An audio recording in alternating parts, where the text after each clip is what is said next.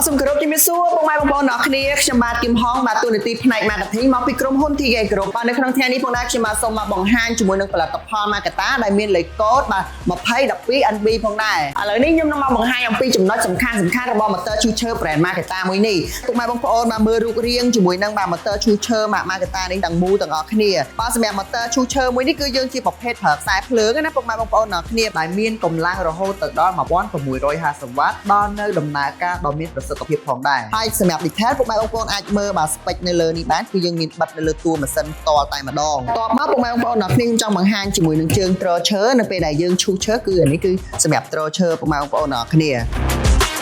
សម្រាប់កន្លែងនេះផងដែរគឺជាកងតាក់សុវត្ថិភាពក្នុងការប្រើប្រាស់របស់បងប្អូនគឺយើងអាចបិទហើយបើកបានណាបងប្អូនអ្នកគ្នាសម្រាប់កន្លែងនេះផងដែរគឺជារង្វាស់សម្រាប់បាសារ៉េតាមកម្រាស់ឈើដែលមានកម្រាស់រហូតទៅដល់ 16 សង់ទីម៉ែត្រវាជាតម្រូវការក្នុងការប្រើប្រាស់របស់ពុកម៉ែបងប្អូនអញ្ចឹងរបៀបថាឈើពុកម៉ែបងប្អូនកម្រាស់ណាពុកម៉ែបងប្អូនអាចសារ៉េបាន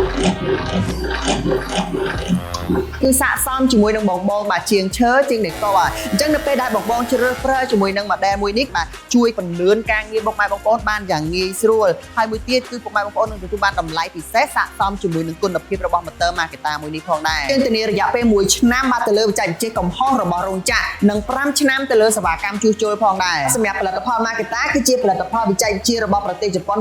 100% នាំចូលនិងចែកចាយដោយក្រុមហ៊ុន TK Group ហើយពីផ្សាយតែមួយគត់នៅក្នុងប្រទេសកម្ពុជាសម្រាប់ពុកម៉ែបងប្អូនដែលចាប់អារម្មណ៍ចង់ទិញជាមួយនឹងផលិតផល Makata motor ឈូសមួយនេះគឺពុកម៉ែបងប្អូនអាចរកទិញបានតាមដេប៉ូចែកចាយរបស់ក្រុមហ៊ុន TK Group ហើយពីផ្សាយទូទាំងប្រទេសកម្ពុជា